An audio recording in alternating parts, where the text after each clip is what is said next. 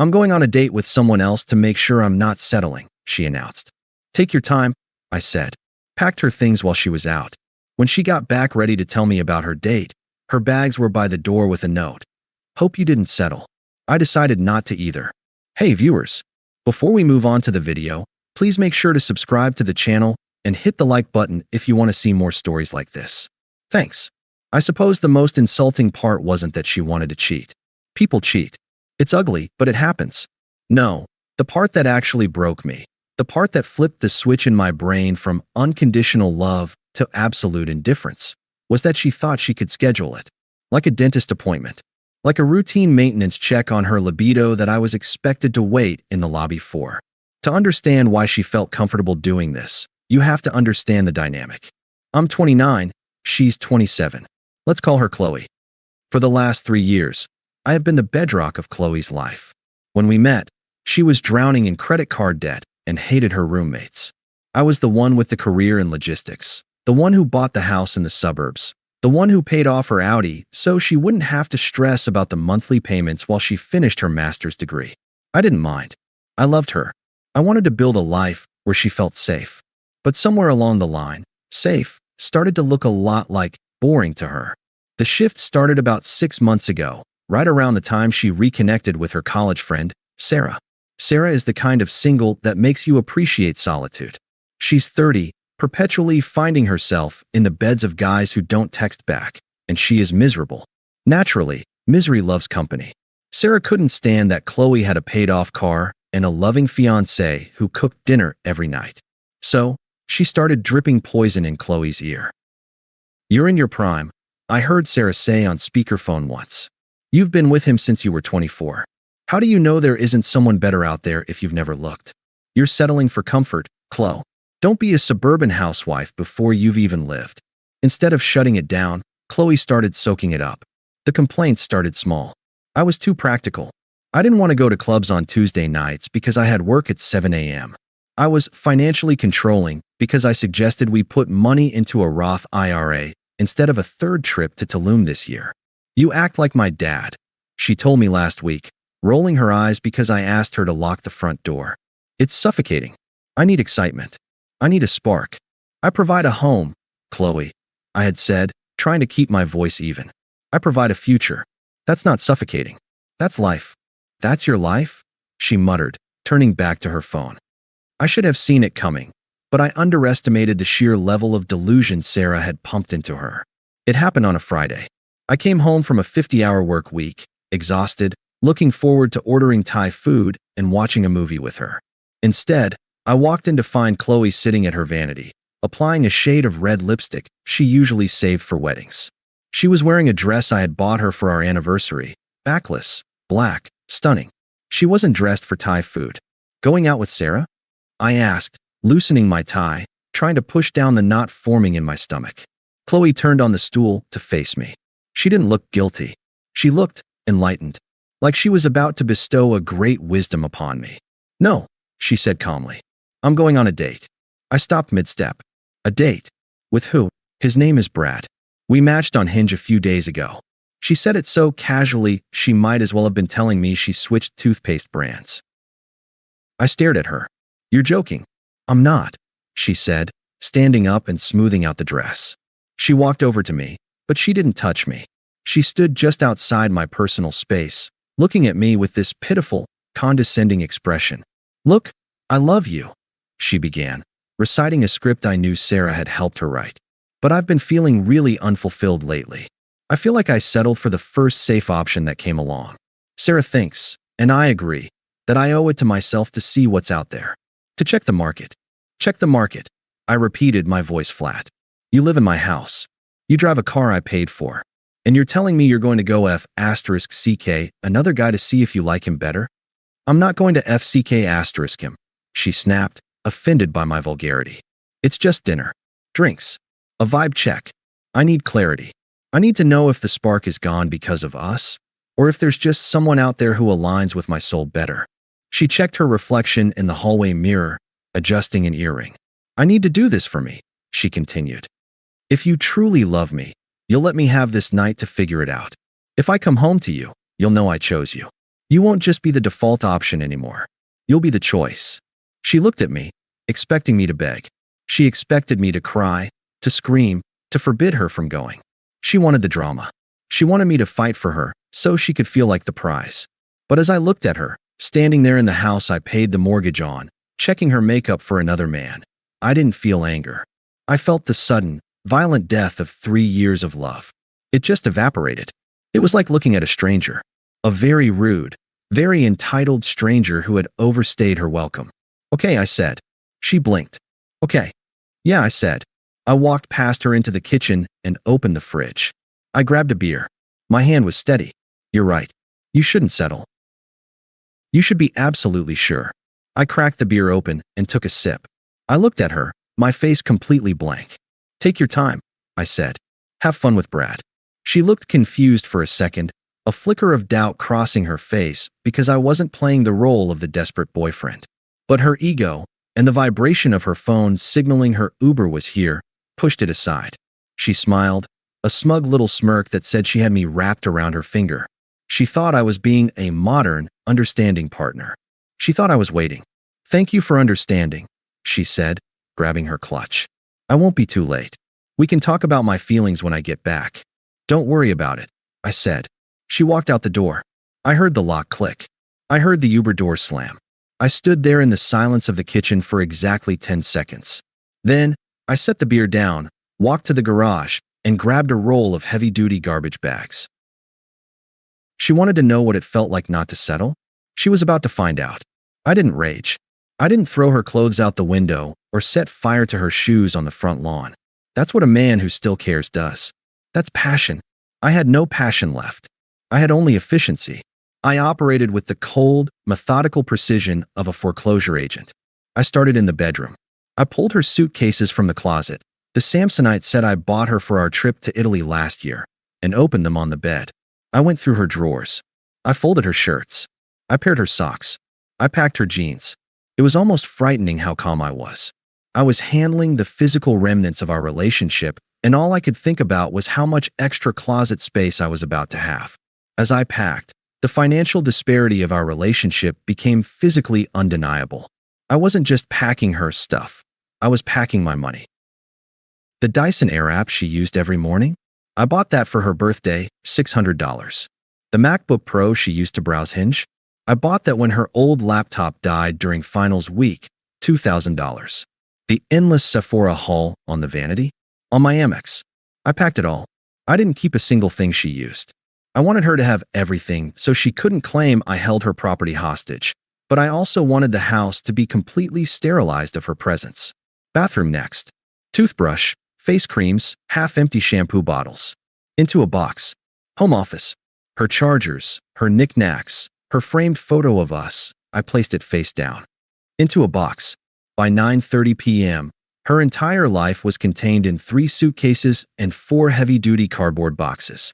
Then came the digital eviction. This, honestly, felt better than the physical one. I sat down at my computer and opened the smart home dashboard. User, Chloe. Delete. Smart lock fingerprint, Chloe. Remove. Garage door opener app, revoke access. I changed the Wi-Fi password. I logged into Netflix, Hulu, HBO, and Spotify, clicked sign out of all devices, and changed those passwords too. It was petty, maybe, but she wanted to see what life was like without me. Life without me didn't include my 4K streaming plan or my gigabit internet. By 10:15 p.m., I was sweating slightly, but the house looked different. It looked bigger, quieter. I hauled the luggage and boxes out to the front porch. I stacked them neatly to the left of the door, under the awning so they wouldn't get wet if it rained. I wasn't a monster. I was just done. I went back inside and wrote the note. I didn't grab a scrap of paper. I grabbed a piece of thick, cream-colored cardstock from my desk. I used a nice pen. I wanted this to be legible. I wanted it to be permanent. Hope you didn't settle. I decided not to either. I taped the note to the handle of the largest suitcase at eye level. Then, I went back inside, engaged the deadbolt, and turned off the porch light. The house was dark. The only light came from the street lamps and the glowing blue ring of the doorbell camera. I poured myself another beer, sat on the couch in the dark, and pulled up the live feed of the front door on my phone. And then, I waited. She came back earlier than I expected. It was 11:42 p.m. I watched on the screen as the Uber pulled up. She didn't look like a woman who had found the love of her life. She looked annoyed. She got out of the car, checked her phone, probably noticing the Wi-Fi didn't auto-connect, and marched up the driveway. She was walking with that specific, stomping cadence she used when she was ready to pick a fight. She had probably rehearsed her speech in the car. She was going to tell me the date was okay, but she needed more time. Or maybe she was going to tell me Brad was a jerk, but that didn't mean I was off the hook. I still needed to step up to win her back. She walked up the steps. She didn't look to the left. She didn't see the bags yet. She reached for the door handle and punched in her code. Beep, beep, beep. The lock flashed red. She frowned. She typed it in again, harder this time, her acrylic nails clicking aggressively against the keypad. Beep, beep, beep. Red light. What the hell? I heard her mutter through the camera's microphone. She tried to open the app on her phone. I watched her tap the screen furiously. Then she froze. She stared at her phone, realizing she was locked out of the system. That's when she looked up, and that's when she saw the wall of luggage. I watched the realization hit her in real time. It wasn't instant. First, she looked confused, like Amazon had delivered a massive order she forgot about. Then, she recognized the Samsonite suitcases. She stepped back, her hand flying to her mouth. She stepped closer to the bags and saw the cardstock note. She ripped it off the handle and read it. I sat in the dark living room, 10 feet away from her on the other side of the door, sipping my beer. On the screen, her face twisted. It went from shock to pure, unadulterated rage. She spun around and pounded on the door. Opie, she screamed. Open this door. Is this a joke? Open the F***king door. I didn't move. She rang the doorbell. Once. Twice. 10 times. The chime echoed through the silent house, but I didn't flinch. You can't do this, she yelled, her voice cracking. I live here. You can't just kick me out because I went on a date. We talked about this. You said it was okay. She was rewriting history already. I had said take your time. I never said come back. She pulled out her phone and called me. My phone buzzed on the coffee table. I let it ring. She called again. And again. When she realized I wasn't going to answer, she went back to pounding on the door. I'm going to call the cops. This is an illegal eviction. That was my cue. I didn't open the door. I didn't yell back through the wood. I simply pressed the talk button on the Ring app. My voice came out of the speaker on the porch, crisp and metallic. You don't live here, Chloe. You're not on the deed. You're not on the lease. You've never paid a utility bill in 3 years. You are a guest who overstayed her welcome. She jumped, looking around for where the voice was coming from before locking eyes with the camera lens. Are you serious right now? She screamed at the camera. I went to dinner. One dinner. And you packed my whole life up? You are so insecure. This proves everything Sarah said about you. You're a controlling narcissist. I'm not controlling anything, I said calmly into the mic. I'm setting you free. You wanted to check the market? The market is open. Go find that spark. Where am I supposed to go? She shrieked. Tears were starting now. Angry, weaponized tears. It's midnight. I have nowhere to go. You have Sarah, I said. She thinks you shouldn't settle. Go sleep on her couch. I'm sure she'd love to hear about your date. Opie, stop it. Let me in. We can talk about this. She grabbed the door handle and rattled it violently. If you bang on that door one more time, I said, my voice dropping an octave, I'm calling the police and reporting a trespasser. Grab your bags and get off my porch. You settled for me, remember? I'm doing you a favor. I cut the audio feed. I watched her for another 2 minutes. She stood there, chest heaving, staring at the camera lens like she wanted to claw my eyes out through the internet. She kicked one of the boxes. Then, she realized the futility of it. The house was a fortress. The lights were out. The boring, safe man she had mocked had become an impenetrable wall. She pulled out her phone and made a call. I assumed it was Sarah. She was crying now, waving her hands around, playing the victim. 20 minutes later, a beat-up Honda Civic pulled up. Sarah.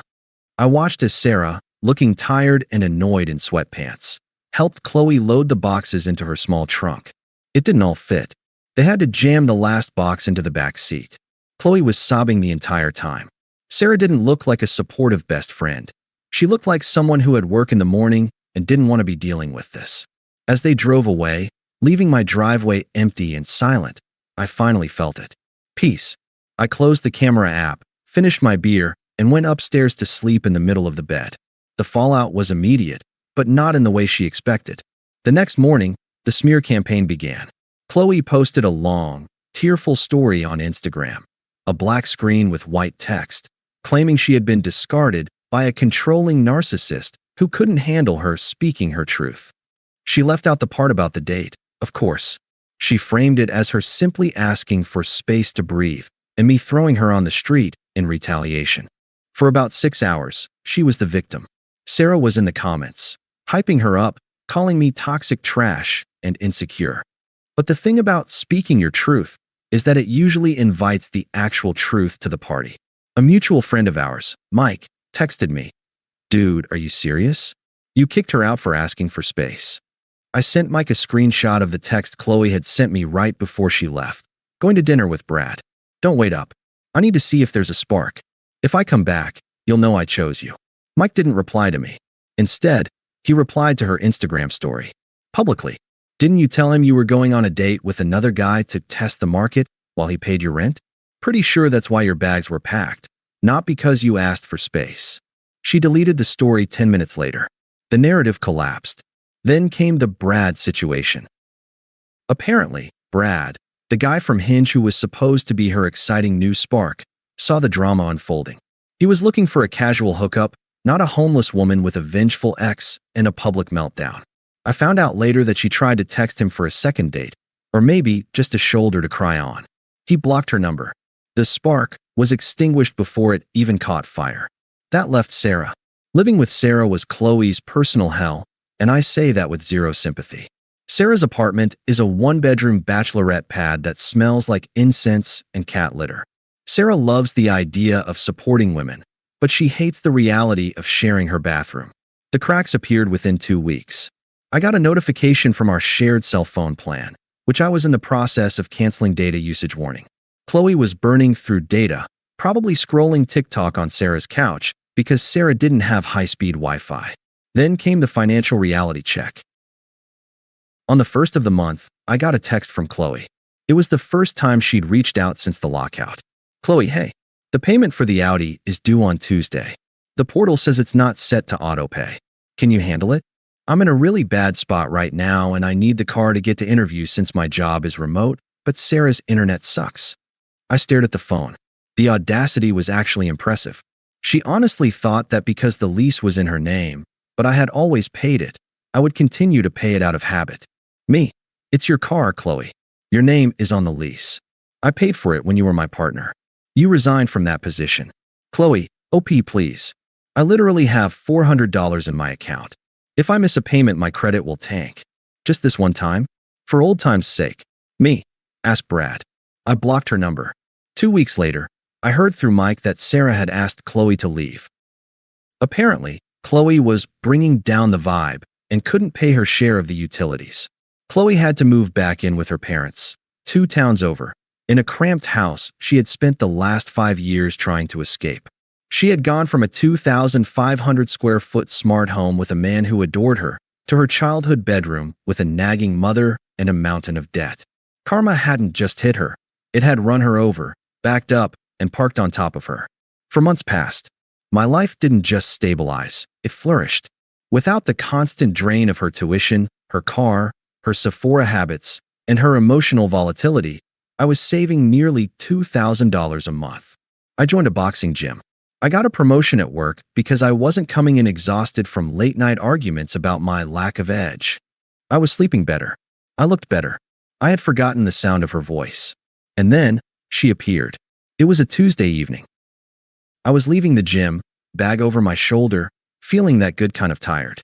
I walked to my car, a new truck I had bought for myself as a congratulations on not settling gift, and there she was. She was leaning against the panel of my truck. She looked different. The glow was gone. The main character energy she used to radiate had been replaced by a subtle, vibrating anxiety. Her hair was pulled back in a messy bun, not the chic kind, but the "I haven't washed it" kind. She was wearing a hoodie I recognized. It was old, one she used to paint in. She wasn't wearing the designer boots I bought her.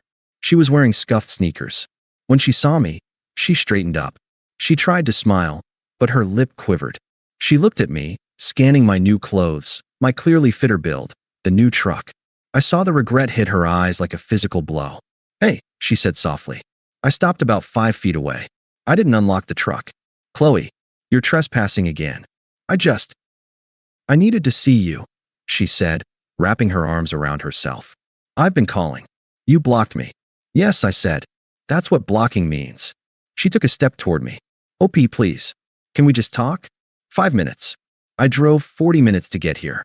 My mom's car, it's a piece of junk. I just need you to listen. I looked at my watch. You have 2 minutes. She took a deep breath, and then she launched into it. The script. I messed up, she started, her voice trembling. I know that now. These last few months, they've been a nightmare. Sarah was toxic. She got in my head. She made me feel like I was missing out on something, and I was stupid enough to listen. She looked up at me, eyes wide and watery, using that look that used to make me fold instantly. But going on that date, it was the best thing that could have happened, she said. I raised an eyebrow. Really? Yes, she insisted, taking another step. Because the second I sat down with him, I knew. I knew he wasn't you. I knew I didn't want excitement or drama. I wanted home. I wanted us. She reached out, trying to touch my arm. I took a step back. I learned my lesson, she pleaded. I did the research, OP. I checked the market, just like I said I would. And you won. You're the best man I've ever known. I chose you. Doesn't that count for something? That I went out there, saw what else was available, and I came back to you. She smiled through her tears, genuinely believing she was paying me a compliment. She thought she was the prize, and that by returning, she was bestowing herself upon me. I'm ready to come home, she whispered. I'm ready to settle down. I won't ever ask for a spark again. I just want you. She stood there, waiting for me to pull her into a hug. She was waiting for the movie moment. I looked at her. I looked at the woman who had told me I was boring, who had left me sitting on the couch while she put on a black dress for a stranger. I felt absolutely nothing. Are you done? I asked. Her smile faltered. The silence stretched between us, heavy and uncomfortable. She blinked, confused by the lack of warmth in my voice. Done? She repeated, her voice small. I'm pouring my heart out to you. You're pouring out desperation, Chloe, I said. There's a difference. I shifted my gym bag to my other shoulder. I didn't lean in. I didn't soften. You have this story in your head where you went on a hero's journey, I said, keeping my tone conversational, like I was explaining a logistics error to a junior employee. You think that by leaving, failing, and coming back, you've proven your love. You think telling me I chose you is the ultimate compliment. It is, she insisted, tears spilling over now. I saw what else was out there, and it wasn't as good as you. I realized I was lucky. No, I said. You realized you were expensive. And you realized that guys like Brad don't pay bills. They don't pay off Otis. They don't offer safety. I took a step closer, not to intimate, but to make sure she heard every word. You didn't choose me, Chloe. You were rejected by the market you were so desperate to test. Brad didn't want you. Sarah couldn't stand living with you. Your parents are probably driving you crazy. I'm not your choice. I'm your safety net. I'm the path of least resistance. That's not true, she sobbed, reaching for my hand again. I sidestepped her. It is true. If Brad had been rich, exciting, and willing to commit, you wouldn't be standing here in a parking lot begging me. You'd be with him. You're only here because the gamble failed. She froze. The truth of it, the brutal, naked truth, hit her. She stopped trying to act the part of the lovelorn heroine. Her face crumpled into genuine misery. Please, she whispered. I have nothing. I miss our life. I miss who we were. I can be better. I swear, I'll be the wife you wanted. I'll stop listening to Sarah. Just give me a chance to fix it. Don't you miss me at all? I looked at her. I looked at the woman I had planned to marry. And I searched for it. The anger, the longing, the hurt. But there was nothing. Just a mild annoyance that my evening routine was being interrupted. I don't miss you, I said honestly. And that surprised me, too. But the last 4 months have been the most peaceful months of my life. My house is clean. My bank account is full. And nobody is telling me I'm boring for wanting a stable future. I pulled my keys out of my pocket and unlocked the truck. The headlights flashed, illuminating her tear-streaked face. You said you were going on a date to make sure you weren't settling, I said, opening the driver's side door. And you were right to do that. Because it made me realize something, too. I climbed into the cab and looked down at her one last time. I was the one settling, Chloe. I was settling for someone who needed a safety net more than a partner. I don't need a project anymore. I need an equal. Opie, don't, she cried, grabbing the door handle. Don't leave me like this. You left yourself like this? I said. You wanted a spark? Go find it. But you won't find it in my driveway. I pulled the door shut. She let go before it latched. I didn't look in the rearview mirror as I pulled out of the parking lot. I didn't need to see her standing there in the exhaust fumes. I knew exactly what she looked like, a woman who had bet everything on her own ego and lost. I drove home. I ordered Thai food, extra spicy, just the way I liked it, without having to worry if it was too heavy for her. I ate it in my clean, quiet kitchen. Later that night, I walked past the spot by the door where her bags used to be. The space was empty. The note was gone, but the sentiment remained. She didn't want to settle. And thanks to her, I finally stopped settling too. Thanks for watching. Make sure to subscribe to the channel and hit the like button. What do you think about this story? Share it in the comments.